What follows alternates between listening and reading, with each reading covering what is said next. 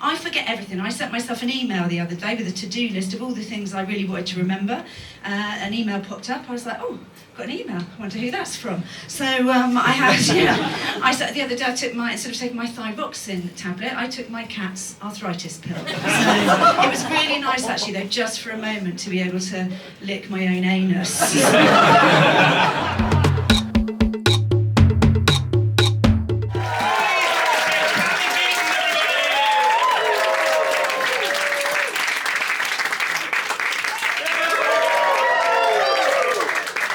Hello, Cally Beaton. Hello, Barry. Does it take this for us to actually hang out together? I don't think we've actually sat across the table and had a nice chat until it was official, innit? Yeah. Well, you know, I was thinking that when we do chat for a long time. We do longer than this. Proper conversations. Yes, we might have to keep ourselves short. Yeah. Yeah. But that's because you do so much. But anyway, I'm not going to front end that. My first question is always how. So as you can hear, there's a second gig going on downstairs right now, and you just headlined. You closed the last one. And how did you find it? What were your thoughts about it? What happened in the room? How? What were your feelings before you came on stage? What was your? It's a particularly lovely moment for you to have asked me that, because I'm working up to a tour show. I'm pretty much gigging alone at the moment, as one does when one is doing one's work in progress shows. And I've almost opted out of the circuit just for a little while I'm working up the show. So there's only a few rogue gigs in my diary that aren't my show. And I was just thinking, I really need to get some gigs in that aren't just my show, because the joy of everything from when you walk in the green room to bumping into mates to watching other people to only having to do 10 minutes instead of an hour. I was like, oh, this is so joyous. And this, as you know, I used to post about it all the time during the pandemic. I have a particular love for this venue as well. So I was here last night doing my show, but it's a very different thing when you're on a mixed bill, and it's just joyous, I think, always. And it keeps your world big, because as you get older, it's easy for your world to get smaller. But when you're meeting people who you just wouldn't necessarily be hanging out with, they wouldn't be your colleague if you were a lawyer, they wouldn't be, it's just lovely. So I'm glad you asked that tonight, because I was literally watching from the back of the room before I went on, thinking this is just nourishing to be here. Yeah, that's, you know what I like about that answer to that question is I think that is very on brand for not brand because it sounds too corporate, but very you, in the sense of you've taken a human perspective of it. So like the gig itself, but actually like a lot of your setups on in your show is about your human experience and other people's human experience, and that seems to be the way that you go into a lot of your comedy as well. And even the way you answered right there, that's about the human experience, about nourishing, about, you know, the diversity in the room, getting to see other people, not being in your own echo chamber and seeing, you know, 4 other people, 3 of which you might not have seen before, or they're brand new, or they're new here, or whatever. But it's I think it's very telling that was front and centre for you. I think there is nothing without human connection. And when people look at all the different things I've done and do, they seem really disparate, but they're not disparate. That they all have that in common, and people can smell out a mile away, I think, if you're not able to connect authentically. I know what we do on stage is dialed up and it's curated, but it's just really what people want to see is the unvarnished you, and that's what I'm much more interested in seeing of other people. And that is also so much more of a relaxing way to live, because you realise, it isn't just about me, it's about all those people in the room, and it's all the other people on the bill. It's really not all about me. No one really gives much of a shit. I can sort of do what I like and it'll be absolutely fine. And you could be you. Yeah, be you. And there's real sort of, they say, don't they, that comedians are egomaniacs with intense self-loathing. And we have that dichotomy, don't we? Of, look at me, I hate myself, but look at me. So, I think it's just it's taken me to this stage in life to realise you really can like relax a bit more and just let the things happen a bit and see what happens. And good enough is fine sometimes as well. Just relax into that. It doesn't have to be blowing the roof off every night like Sarah Millican. You know, it's all good. Yeah. Well, I mean, you do burn the roof off, but I think we chatted a bit before the podcast about pushing ourselves, and, you know, in particular your own kind of would it be the it's not the ambivalence of, but the push me pull you between really wanting to be as good as you can at a thing, but also realizing actually that's not always the healthiest thing to do. It's if there's one thing, and I so try to impart it to my kids. Well, two things. My kids are now well into their 20s. One of them nearly 30. One is about resilience. You know, that we are actually all quite resilient, and when things happen, we'll be amazed what we can manage to do. But the other one is that it isn't all about the sort of external results you have and the perfection of what you do and everything being amazing and never falling over. Because if you're somebody who isn't willing to stumble, you can do really well for quite a long time, decades, probably a couple of decades, but your strategies will reach their sell-by date. It becomes just too much. So I'm all about, it's taken me so long to realise this, but, you know, you said before we came on mic, you know, it's so impressive all the things you've done and I really admire you for them, and that's really lovely to say, but I sometimes think, oh, I could have probably done with doing a bit less and just living a bit more and just having a bit more fun. So there's always, I think it's all about balance. It's lovely to push ourselves, but I'm just very belatedly, you know, well into my 6th decade on this planet, I'm trying to work this stuff out a bit and balance things a bit better. Yeah. And 6th decade means I'm in my 50s, in case you're like, you don't look 60. I know, it's a bold way of saying you're in your 50s. I know, but it is 6th decade, and you do sometimes think about the wisdom you get. I sort of look at each of the decades and realise those different things, and it just gets better and better and more liberating. I think it's really nice. Yeah. Well, there's like you literally opened the set tonight talking about shaving. Right, the weather today was quite nice, wasn't it? I was out in my garden earlier. I say garden, I live in Camden, that's in North London, near here. My garden is about the size of a small tea towel, so I sometimes think I mow away more when I shave, to be honest. It's just a joke, Argentina, don't worry. Who's shaving in 2025? Anyone else rocking a who cares bush or whoosh? Anybody? Just me. Yes, and not shaving. Yes, not being willing to shave. Yeah, which again is a real personal way of opening up. Yes, you know, and straight from the off, kind of referencing that, and kind of it's a good introduction almost to kind of an element of vulnerability. Yeah, it's vulnerability, and it's a bit rude, and it's, I mean, not much rude, but a bit rude, but also crucially, it's a little bit of a clear thing about what my politics might be, gender politics, and you know what I believe. If I'm standing up there as a woman going, this is what I'm doing, I don't shave, I don't do that, it sort of gives a little clue, especially in a shorter set where you don't have much time to set up your character. So it's a cheap gag, but also sets me up as someone, who has certain views about women and their bodies. Yeah.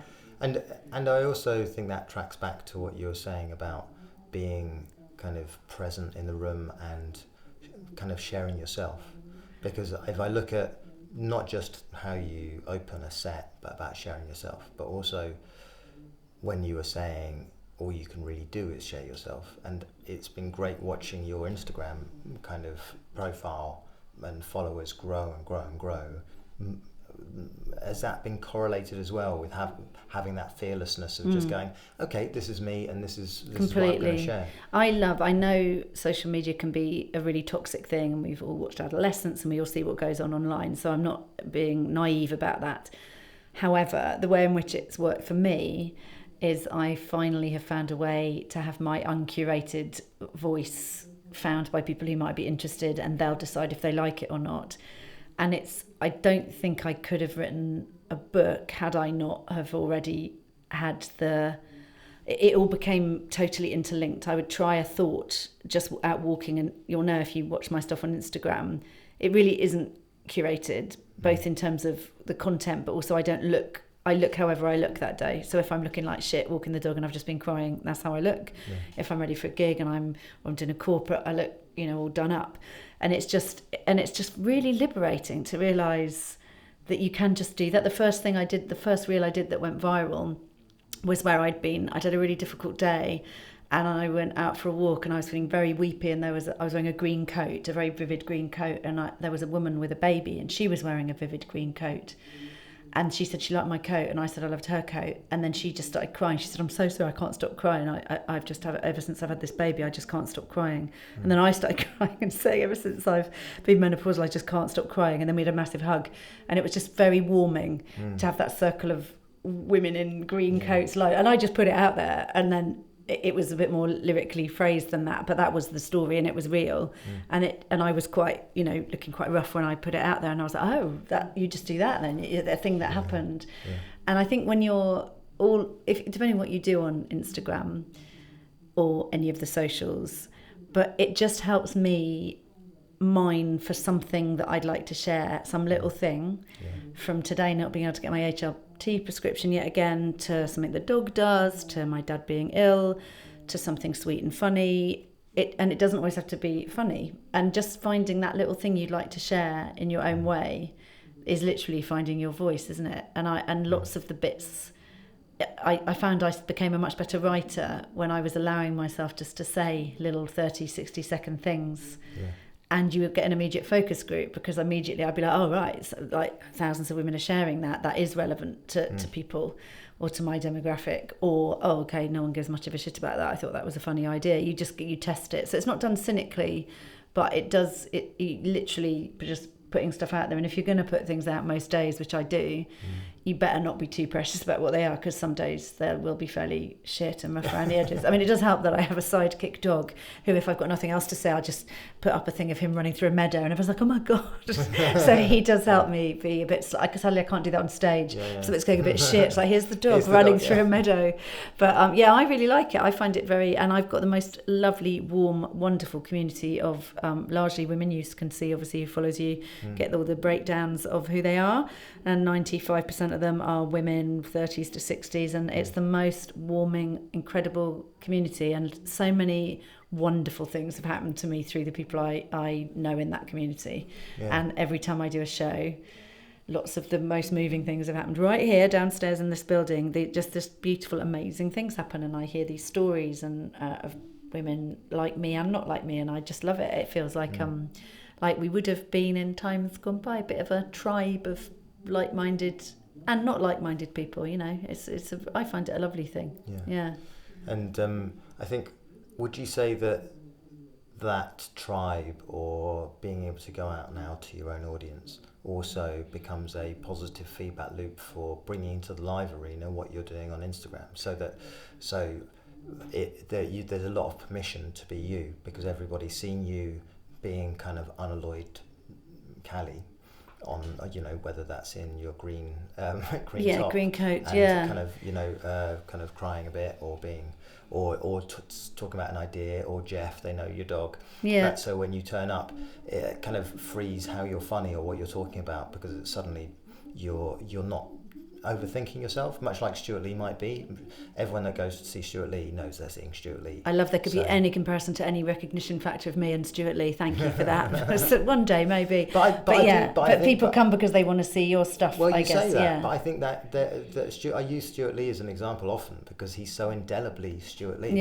And that also makes him very impenetrable in a way to people that don't know who Stuart Lee is. And I think he says it as well. But it's almost, I think they're real, you can get creative, and I'm asking you this, it feels to me that you can get creatively into a different space when you have an ear that's listening. It definitely helps that the ground is soft. It definitely helps that, it probably what helps the most is it's very rare I would be in a room where women of my age dominate the room when it comes to comedy. And I have lots of stuff about that, which is really, so there's loads of material I can do. There's loads of really good stuff I'm doing about being in your 60s, which I'm obviously not yet. But I wouldn't, it's hard enough doing stuff about being in your 50s. I don't mind doing it, but I'll know that I'm not going to probably get a lot of crowd work out of it on a night like this. It's unlikely there will be anyone that age, or there might be one person.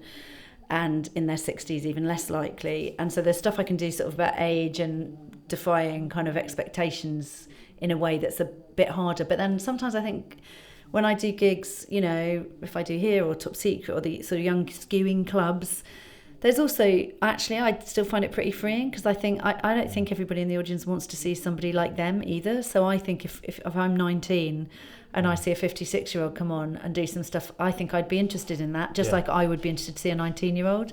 So I think we sort of sometimes also forget we actually like to see and hear from people who aren't at all like us.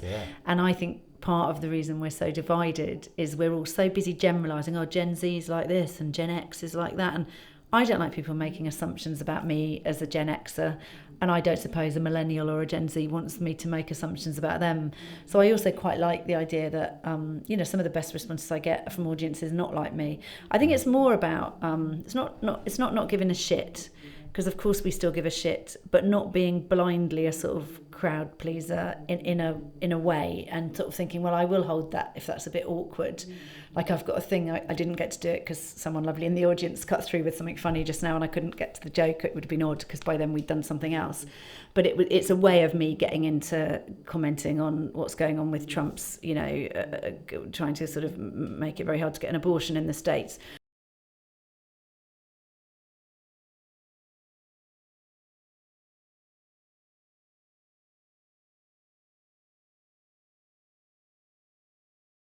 So it's a little pro-abortion thing that I do, but it ties in, it's just a little tag to a joke. But again, I want to be able to say it. I want to get to it in an unusual way. And I want to be able to say it as an aside. And I don't think it would matter whether the room was average age 22 or 82. Yeah. They would either go with it or not, depending on their beliefs about that. Yeah. But I wouldn't be too worried to say it, whatever their beliefs were. And I was going to say, the kicker is you get to look pregnant just when you can't get pregnant, because I've got, tummy like lots of women my age do. And then I was going to say, I'm not, what I say is in my show, I'm not sure if I'm going to keep it. But of course that would be my decision. So it's just a little joke. And in my show it makes sense because my show is about women my age taking up space. So it's a joke in the show about, I don't mean literally the space one takes up when one's midlife metabolism kicks in. So it's got a bit more of a tie-in. But just getting quite significant points in as asides is a nice way to do it as well. We don't need to bash people over the head with it. But I quite like anything that gets those things out there unapologetically. Well, I love that angle as well. So because I know, because we've known each other a good while, I know how much from different parts of your life you've excelled in, in terms of really worked really hard, you having two kids early, and then getting your Comedy Central career, and then your life coaching career, and then your corporate career, and then just being brilliant at stand-up as well, and all of those things, and I'm nodding like I'm agreeing with you. I'm just listening. I'm not actually necessarily, but yes, thank you. But it's kind of you to say that. Knocking out the park. But I also heard in what you were saying before, both on the podcast and off, about how you also, because I relate to this entirely, how hard it is also to take up space. Yeah. How hard it is to feel like, oh, this is my place and this is fine and I am fine without needing to do these things. And you alluded to it earlier in this conversation, but just how is that experience of kind of finding an audience maybe, or coming to a place where you're a bit older, a bit more experienced, or what are the kind of parts that have allowed you to kind of go, oh, this is my life, this is who I am, I can take up space.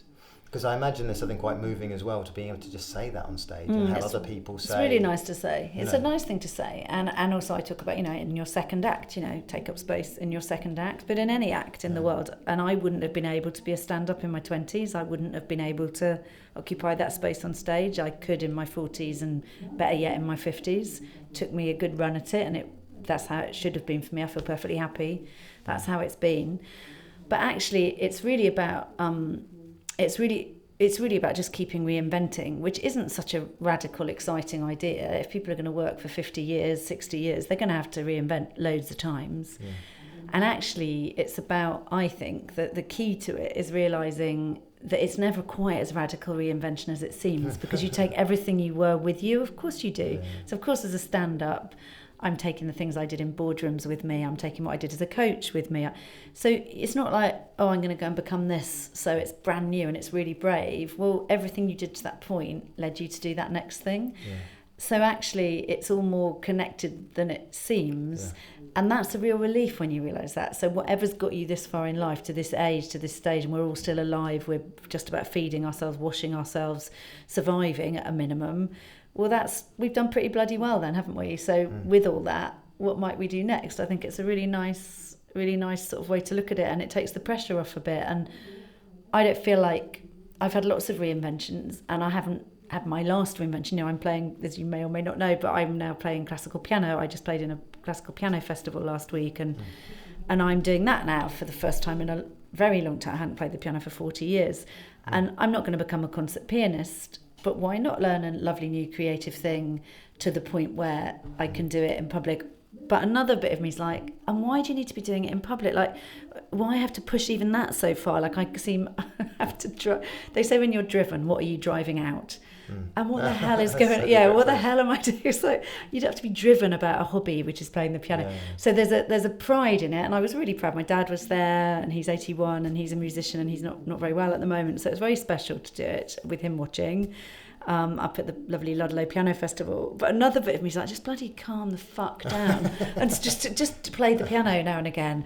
Play a pub piano, enjoy yourself. Put your feet up. So, but I do think it's nice to have endless possibilities, and I think that I say in my corporate speaking when I'm doing my sort of TED talky stuff, which I'm thankful enough I do lots of, and I say that when you run out of options as to what you can do, and instead ask yourself the question, how am I going to do this? That's when the myriad of options open up to you. And I try to remember that. You might hit a brick wall of what the hell am I going to do now? But when you go, how am I going to do this? And then something nice happens usually. Yeah. You can have that coaching tip for free. Yeah. It's all yours.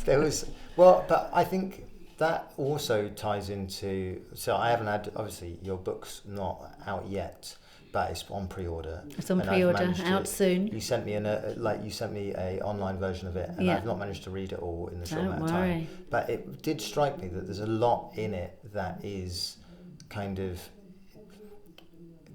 life insightful. Like, you know, it's almost like a coaching manual for life. It is a manual, from a funny perspective, but also from your perspective. Like there's something where it all ties in, all of those different incarnations. That's exactly what the book is. Yeah, it puts everything together. So I mean, the fact it's a memoir is very loosely, it's hooked onto autobiography because that's what it's easiest for us all to write.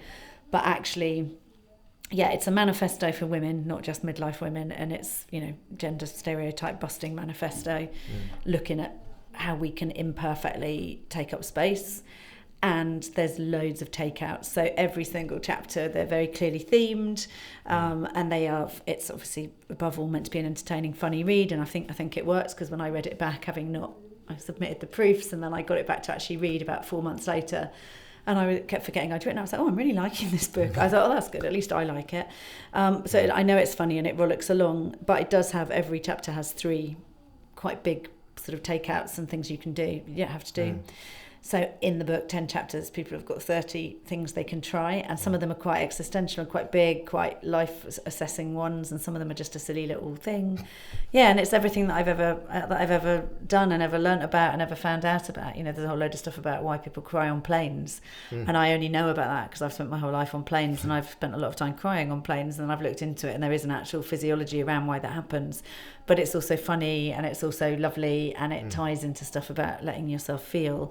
So yeah, the whole point of the book was for it to be a melting pot of everything that's happened to date, and that's sort of a receptacle for it. I had Grayson Perry on my podcast when I was in the process of writing the book, and he's been doing some sort of live stand-up-y type, you know, verbal spoken word type shows.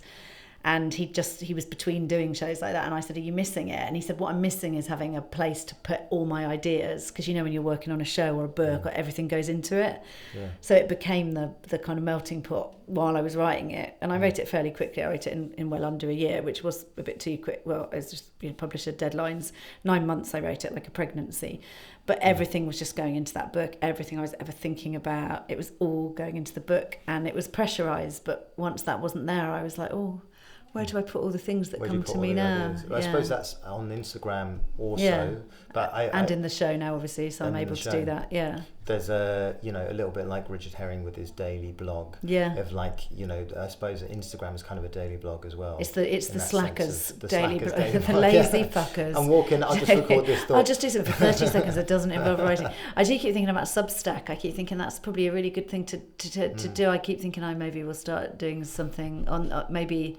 Yeah, something else would have to go before I could do it because I am overloaded. But I do like what's going on Substack. It's interesting. But as somebody that, you know, like I'm always doing a lot, And I'm struggling a lot more to focus on individual projects because I'm spread so thin. Yeah, I agree with you. Yeah, I feel the same. My overriding question around it is like, it's such a dense book, and there are, idea after idea, and it's so well written, it's so tight, the stuff that I've had a good editor. But how did you manage to, in 9 months, write it while doing everything else? Like, what was your routine? Are you one of these people that wakes up at 5 a.m? No, my routine was, how I wrote it. I had 3. You said you miss writing it. So yeah, I do really miss writing it. But I wrote 1 chapter every 3 weeks. That's what but only because I pissed away the first 3 months of my deadline, and procrastinating and forgetting that actually with the book, and then I went out for lunch with my editor, and she was like, so of course, and she and I was like, oh my God. And then so I would go through a 3-week cycle that was exactly the same thing every time, that my daughter pointed out to me, because we happened to be together for quite a few bits of writing that book, and we would travel and meet in places, and then I'd be writing. And every 3 weeks I would end up with thinking, I've got no ideas, I can't write a chapter, procrastinating, talking into my phone, doing reels, buggering about. Then I came to realise that was probably the most important part of the whole process. So that week of buggering about and playing about and avoiding, then I would put everything I had for the next week down in write it down, and it would look like absolute chaotic shit. And I would panic, and then I would spend the last week turning it into what it became. And my daughter saw me do, I think, 3 different chapters she saw that happen with, and by the 3rd time she'd seen it happen, which I think possibly was the last chapter, which has her in it more than any of the others. And she said, Mum, she said, I've been with you quite a bit. Have you not noticed that is how you write a chapter? It's how you've written every chapter. Yeah. Can you not relax and now know? No, that's your style. And I was like, no, because it feels in the middle week like it's never going to happen. But no, I wasn't. But that's part of the process. Yeah, it's part of the process. Feeling that it's never going to happen is part of the process. You got to. Yeah, it was, and I'm not a disciplined writer, and I don't quite know how, reading back at the book, I've written it, but I do know that there's something creative has happened. John Cleese has got that, and I write about it in the book. John Cleese does that brilliant lecture on creativity, and he talks about the downtime, and you've got to sit and do the writing, but it'll often be the bits when you're not doing the writing that the brilliance comes. But if you never sit and do the work, you can't you can't, the unconscious isn't going to work. You've got to put the graft in, but the brilliance doesn't necessarily come from the graft. So I did definitely realise a lot about where the stuff would come, and most of the things I most like in the book, reading back, literally came to me on a dog walk, when I woke up in the morning, when I'd wave goodbye to a kid at an airport. The bits I most loved just happened, but they probably wouldn't have happened if I hadn't had a deadline and a structure. So yeah, but I'm not, when people are like, oh no, I think Nick Cave treats his creativity like an office job, doesn't he? He gets to his desk at 9, or his studio, his recording, and he finishes at 5, and he has a sandwich at lunch. That's how he creates. And I'm like, bloody hell, well, that's good. And he says, and I might get, if I get 1 lyric in a week of that I like, I'm bloody delighted. Good on him. But and I'm sure he gets more than 1 lyric a week, but my style is sadly very much more displacing and chaotic and avoiding. Is it literally writing at 2 a.m? Right, I'm doing. Yeah, whenever I can write, I write, and I did let myself. They say when you have babies, sleep when the baby sleeps. So whenever the baby's sleeping, allow yourself to sleep. And I was a bit like when the head wants to write, and annoyingly for me, it does tend to quite often be quite late at night. So I'll get into something at, not late, but I'll start writing at like 8 or 8:30 at night, or after a gig. I'd often find my best bits. So I'd get when you're all fired up, and I'd come off stage after something like this, and I'd get home at 10:30. My routine is to play the piano when I get home from a gig for 20 minutes, clears the pipes, and then I'd very often be like, oh my God, that's what that chapter is. And then if that took me till 3 a.m, that's what I did. Unfortunately, I also have a job where I do a lot of corporate speaking, so I very often have to get up on time and be corporate the next day. So it was a bit of a shit show, and I wouldn't necessarily recommend it, but it seemed to work, I think. Seemed to. Well, there's so it's I suppose what I hear in that, and I once was on a tube, and I looked to the side, and there was somebody frantically typing, and I realised it was Mark Watson. And I kind of know him, and he was like, a book deadline, I can't. But there's that kind of thing of, if you've got a deadline, it's got to be done. Everything else kind of just falls to the side. Well, that's the other, and there's a real purity in that, and we all know that's comics, because there's no bigger deadline than the one on stage. I mean, that really is an immovable deadline. When you've got to be on stage in 3 minutes, 2 minutes, 1 minute, 10 seconds, then you're on. But there was something really pure about how I did have tons too much other things going on. It wasn't my only job writing that book. I had lots of other work that I was having to do. But there's in the moments when I properly just wrote, even if that was only for 2 hours a day, then there was something absolutely incredible about when you do get into that state and when you just properly are like, well, this has got to be in tomorrow, so all the other stuff's going to have to just wait. And it's a very mindful way to be, and we don't do much of it. I'm always trying to do a bazillion things at once all the time and feel I'm doing everything badly and too many things. So it's really nice. But that's why being on stage is lovely, isn't it? Being on stage is so relaxing. It's all you can do. I mean, I honestly do find it's not the easy. I'm not saying it's easy because I'm a fantastic comedian. It's easy because I'm just doing one job and one job only for 20 minutes, half an hour. That's it. All I'm worrying about is that, and what a relief, your to-do list. We're all going to die with a to-do list. There's only one job. There's only one job, and our to-do list can go to hell because we're on stage. It's really nice. So, in other words, you need a gun to your head in order to calm down. Oh, completely, without deadlines. I'm in such admiration. I did write a very extensive book proposal. My book proposal was 30,000 words with sample chapters, and I'd really worked on it for several years. To get to the point where I could, for the book, but to get to the point where I could get a deal, because I'm not a published author, so to get an advance, you obviously have to provide something more than, hey, I'm on Instagram and I think I can write a book. So I had spent ages doing it, but if I hadn't, I really admire people who write a book and then get it published, because I mean that's a hell of a commitment to writing without deadlines and knowing something might come of it. I wouldn't have managed to do it. So I'm in huge awe of people who write because they just adore to write, and then they get found, and then they get discovered, and then they publish. How amazing. How does that happen? Yeah. Well, your tour, this must be, so did you book it yourself? Did you get an agent? I've got a Gag Reflex are doing it for me, so I've got a promoter. When is it? Are you doing it just after the book launch? So the book comes out end of July, and then I'm doing 2 nights in Edinburgh in August, but they're still previews, but they should be hopefully quite slick previews. And then the tour proper starts in September, and it probably will run for about a year, I'd say. We've already got dates for the best part of a year, and I'm also going to do the books coming out because I speak Dutch and live in the Netherlands part of the time. I'm better known in the Netherlands than I am here, so the book's a bit of a bigger deal in the Netherlands than it is here. So I'm doing Mickey more. Overman. Yeah, there you go. Yeah. So although Mickey may have the other thing as well, like she may go, I'm better known in the UK than I am in the Netherlands. I don't know, we can end up being in a different country, can't we? But yes, so I'm doing stuff over there as well. So yes, I will be, and I'm really proud I love the show, and I'm doing quite a lot of different things in the show, and it will keep evolving through that time. So if this became a show that I did for 2 years and just evolved it, I'd be very happy, because I don't know if I don't know how long I'll want to keep touring, and I just have no idea what I'll want to do. I'm open to all sorts of thoughts about. But this will be life. The biggest tour, so you'll get a sense of whether you do want to carry on doing it, because it's quite an ambitious tour. It's big. It's a beast. Yeah, and I've never ever thought I want to do a big beast of a tour ever. I really haven't, because it's not just the logistics, but it's getting there, it's not being at home, it's not having the piano when you get home after the gig. Although I will have a piano at the gig, because spoiler alert, the piano is a part of something to do with the show. Well, this is the question I have about the show. So it's post the book coming out, and how much crossover is there between all of your areas of creativity? So I'm curious. Obviously, there is you. You are in the Venn diagram of all the different things. I am throwing everything at this show. If you're looking at firstly, I'll just ask the book and the show, but then I'm curious to also ask about what you got doing on Instagram and the stand-up and the show. The smaller the bits that you do. But what's the crossover between the show and the book? What's similar? What's different? That's what and you met the lovely Delith, who is my director, who is Mark Watson's partner, as you may or may not know, having spoken about Mark Watson. That is out there. I'm not disclosing showbiz gossip. So Delith's amazing.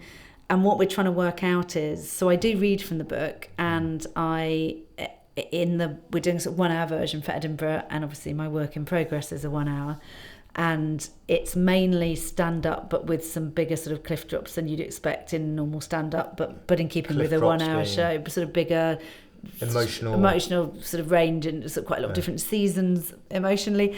and then and a reading from the book, one reading from the book in the 1 hour show, which is quite a significant reading, sort of funny, but something quite big happens in it. But in the actual tour, it's a 2-part show, so I'm not having a warm-up. My first 25 minutes before the break will be me doing stuff that's largely funny, but setting up all the themes, but the aim is it's stand-up. And then the second part is definitely still stand-up, but much more from the book, and then a couple of little surprises that I'm not doing until I do the tour. Okay. So it's throwing quite a lot at it, and I originally thought I would do more of an Adam Kay type thing, of more of a sort of funny TED talky type vibe.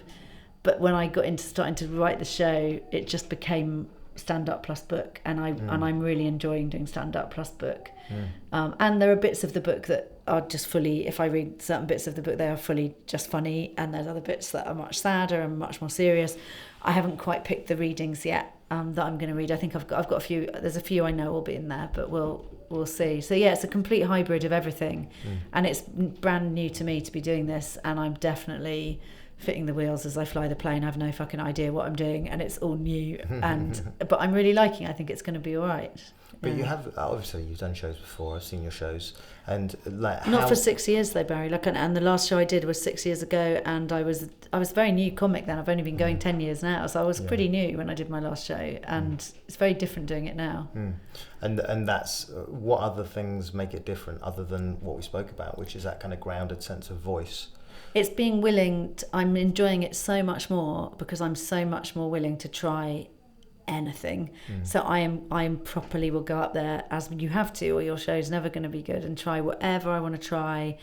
I'm literally, and Delith, director's been amazing. She's literally like, right, well, we know those gags really work, so I don't want to hear those gags again now until you're virtually going to Edinburgh. Everything's so I'm properly consciously not using 2, 3, 4, 6, 7 minutes on stage of the bulletproof stuff. I'm properly just making myself go through the bits that are challenging, and I will do that now, and I wouldn't have done that 6 years ago. And also I'm just finally, I don't think I was a very good writer, and now I think I'm all right. It's taken me I was always all right at performing, I think, for somebody quite new.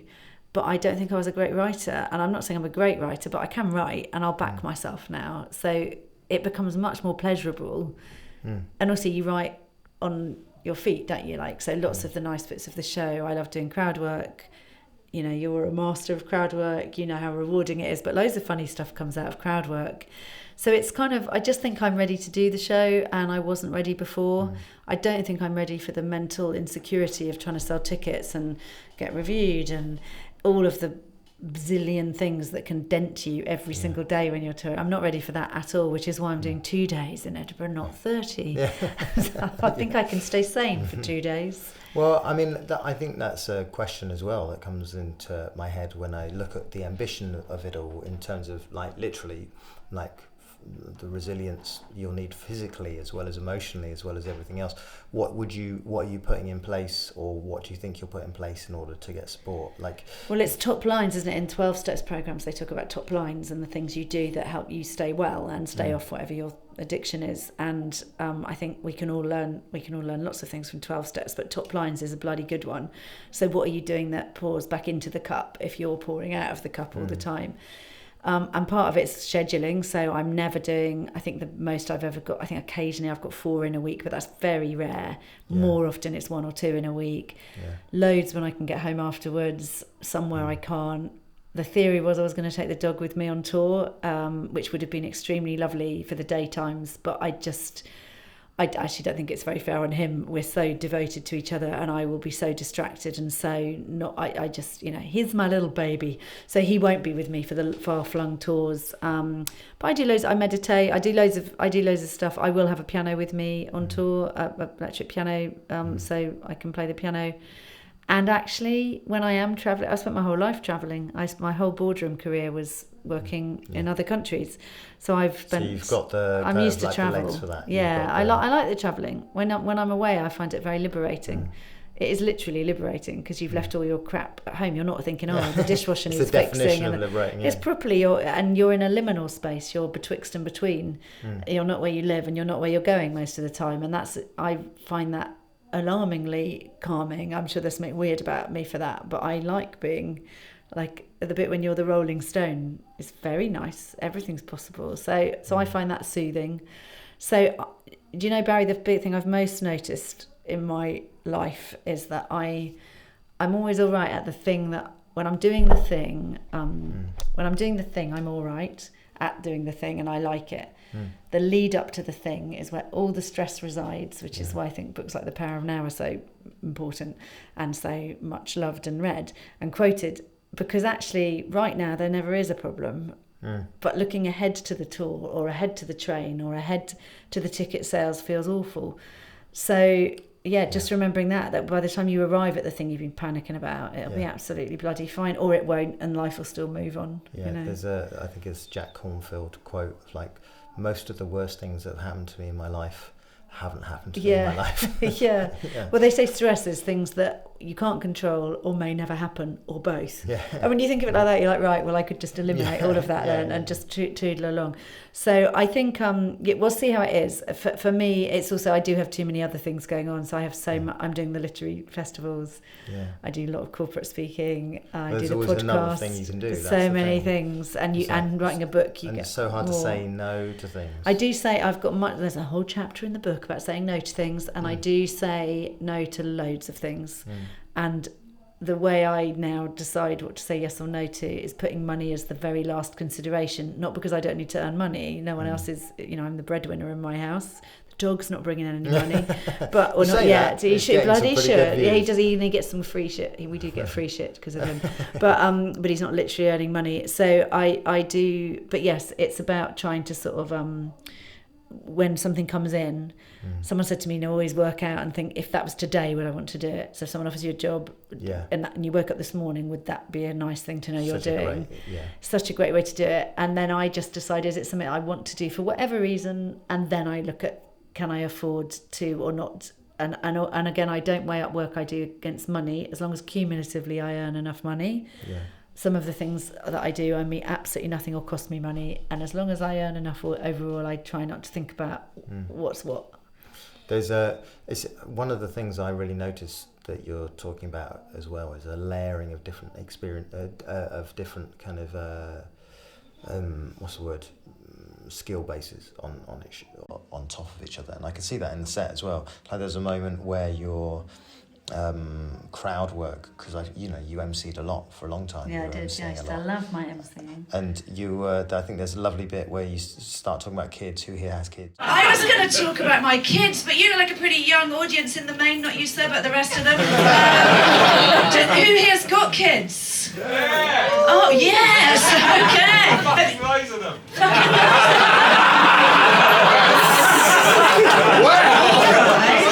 Spermy face over there. And it's so easy, again, like you say, it's like, you might say you're relatively new or you were relatively new, but you picked up quite a lot of those, quite a lot of the skills quite quickly. But that layering of also gives you opportunities to perform. It's also you get so, it's so, because you do so much crowd work as well, you enjoy doing it, I enjoy doing it. And it's the double thing, isn't it? One is you never have done it before, so you're excited, they're excited. And also you can never get a better response from a room than if you do a really good bit of crowd work, because they know it's completely authentic and you properly made it up, that you didn't bollock around and it's not scripted and someone else didn't write it for you. You turned up and you did something with the room, and that's a lovely thing to watch. The trouble we all have, I think, if we like crowd work, is then you've got to make your stuff you write as good as the bit that you didn't write, because I find it much harder to sit and write than I do to bugger about and something funny might happen. And obviously some of it turns into material and some of it can't. I don't think anything that happened in that exchange can become a gag. It was very much for that man in that moment. Yeah. But it was a lovely exchange, and that kind of that moment of kind of, I thought you were going to also zero in, because he was I've got loads of kids. I know, but he was with somebody that was his wife. But that looked like one of his kids. I was thinking it. There was it, because I was like, I wonder if she's going to, because I think everybody was looking at that at the same time and going, oh, really? Yes. Okay. I'm really, really mindful of, because I do so much stuff that's very much about, feminism and gender politics, and I'm very also mindful of going into where I don't like stereotypes about me as a midlife woman. I'm very aware of really trying not to smash men over the head with stereotypes that might be bloody irritating for them as well. So I think it was the low hanging fruit, and I was thinking don't be a midlife man basher for the sake of it. If he gives me something, that absolutely fair game. But I just thought but that's good. We were all thinking it. But that's good to, and that's also part of your process, which I think is interesting to kind of note, is that you are thinking those things, but you're also aware of the kind of the not wanting to lean into, well, you use the phrase low-hanging fruit, but also not leaning into an echo chamber, or not being mean. I don't want to be mean. And we're also mean. We're also mean and so sort of judgmental about people. We get into our sort of views about bringing ourselves up or people like us up. And that seems to now need to also involve bringing people down. Well, it's interesting talking about being extreme with ideas, because you often always talk about ideas.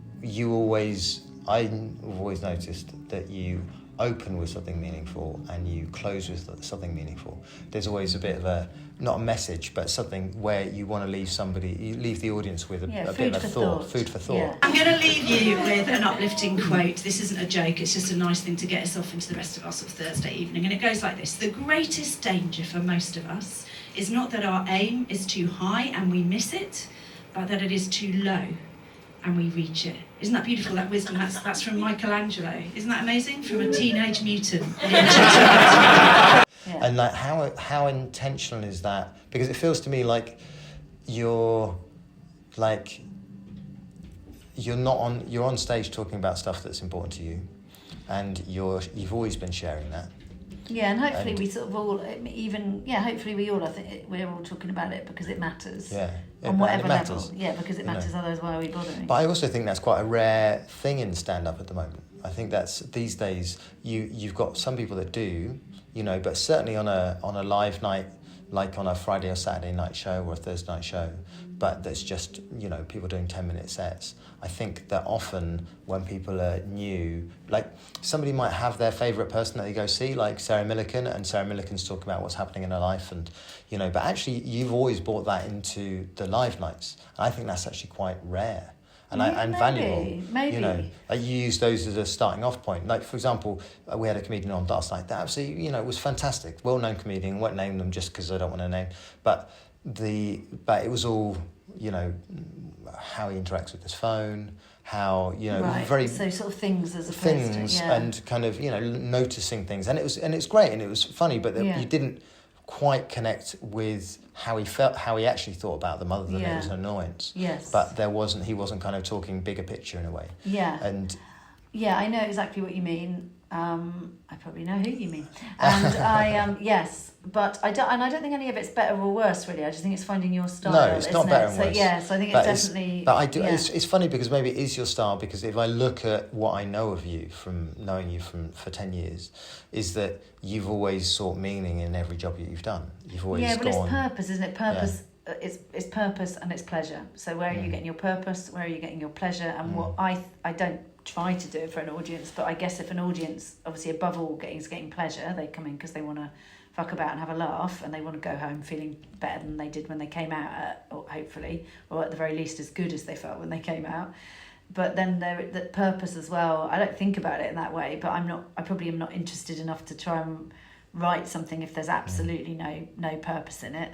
That's what gets me writing and saying things, I think, is that I've got an opinion about them and I'm interested in them. So, and also I stopped editing. I used for ages, like we do when we're quite new, for ages I had material about having young kids, and it was funnier. It is fun, and teenage kids is a very funny, it's very rich mind, so much to write when you've got teenage kids. It is funny. And then having adult kids is not funny at all. It's quite boring, actually, in theory. But I thought I can't keep pretending I've got teenage kids, because my kids don't even live at home, right? And the things I'm saying are just a load of crap. Yeah. So then I started thinking, well, I'm going to have to find a way to write about having adult kids. you know, if I want to talk about being a parent at all. And then things came up. I was like, well, that is actually quite interesting. An empty nest now, so it's just me living there with my dog. And my kids came back for my birthday recently. And I don't know if you find this, when you're back under the original family roof, doesn't matter your actual age, there's an unspoken rule that you must revert to the mental age of 13 just as quickly as possible. You know what I'm saying? Yeah, my two, they hadn't even unpacked their bags. And we were back to arguments about curfews and screen time and weed. Honestly, and in the end I said, you know what, I am your mother and I'll do what I fucking like. And then I would second guess and think, oh, but the audience are probably younger than my kids now. And if they know my kids are in their late 20s, they'll probably be like, well, I'm switching off because you're like... And then I was like, just stop worrying about that. Just, is it worth saying? And let them decide. Yeah. And then it was very liberating. I thought, oh no, actually, I used to hide the fact that I was as old as I am. Not that I feel horribly old. I'm very glad about my age. You know, every year I'm delighted with.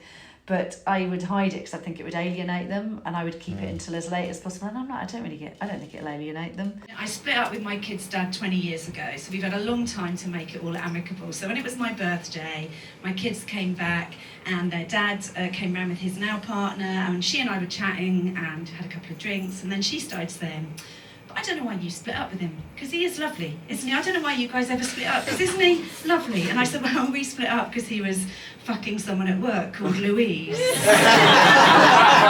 Now, should we cut the cake, Louise? She is young, Louise. I'm not bitter, please don't be awkward. They say age is just a number. That's what they say, don't they? And her number just happens to be my age in reverse. So, as long as I'm doing funny stuff with it, it's fine. So just not assuming people don't want to hear it, just going, well, do I think it's worth hearing? Well, then I'll say it. So let's see, yeah. Yeah, and there's also, I think, what I was coming back to kind of close is your book, the humanity and the kind of, I suppose there's the memoirness brings the humanity to all the kind of the life lessons over those It's just things. a hook though, the memoir. I mean, it's lovely to get to write a memoir, but no one really gives a shit about my memoir. And second of all, You've got to take up space, Cally. You've got to take up space. People do give a shit. They do give a shit, but they don't really. I mean, no one's really going, oh, Cally Beaton's written a memoir. Wow, you know. So, but it's a hook. But the thing is, it's healthy. You're You're probably one of the few people that I could casually reference the Dunning-Kruger formula with, and you're like, you get exactly what it is, right? And I'll put a little thing up that shows what it is. But your throwaway of like, oh, I'm nothing, nobody cares, But I think you have to have that kind of perspective sometimes to push yourself to kind of go, well, in which case, because I've got there's no reason for people to care, so therefore I've got to excel at it, or it's got to be excellent to reward their attention. And make it a book that, regardless of whether you know who I am, give a shit who I am, there was no debate with the publisher about me wanting my face on it. There's a cartoon of me, but because I would really hope this book could be loads bigger than me, because it's got lots of things that are nothing to do with me, but that I've learnt from living the life I've been lucky enough to live, that I think are interesting, way beyond anything that's interesting about me. So it's partly humility, and it's partly being commercial and going, well, I want a book that is a bit more interesting than... You're not going to go, well, I'm not that interested in Cally Beaton, so it's not for me, that book, because it doesn't really matter. It could be anyone in a way.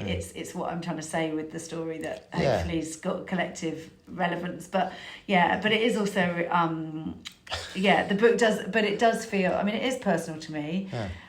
Really, but what my literary agent said to me was, and I thought it's the exact opposite of what lots of people have said to me their agents say. I was lucky enough that I was hooked up with a brilliant literary agent by the amazing writer Oliver Berkman, and then I was very, very lucky she took me on, because I think she's normally in a bit of another league. But she said to me, just write the book you want to read. That's all you need to do. Imagine no one's ever going to read it. Write the book you want to read, and that's what I did, and it was very liberating to do. Yeah. Well, it's a book that I wanted to read as well. Good. So there you go. Good. Amazing. Well, thank you very much. The one thing I was going to say is, when is it out? get all the information Yes. in one place. So it's So at the end of July. When's it come out? 31st of July, it's out. Which is when this podcast will go out. We'll sync it out. Yeah, amazing. And it's out in hardback and audiobook. Have you read? Did you read the audiobook? I'm reading it next week. Excellent. But by the time this comes out, I read it 3 weeks ago. No. So I'm about to read it, which is quite a long. It's like an office job. You have to actually turn up several days in a row, one time, and work. But I'm actually looking forward to doing that. So I'm reading it next week. So yes, the English and the Dutch language versions are coming out day and date. 31st of July, audiobook and hardback, and then my tour starts proper in September, but I am doing the Edinburgh Fringe 22nd, 23rd of August, and all my dates are on my website. So is all the merch, so is the podcast, so is the book, everything. So people just go to callybeaton.com. They can get any aspect of any of this that they want. Perfect. Well, thank you very much for coming on. Thank you for having me. It's been lovely. Thank you. You've been absolutely delightful. Keep supporting the club. I've been Cally Beaton. That was great, but you need therapy.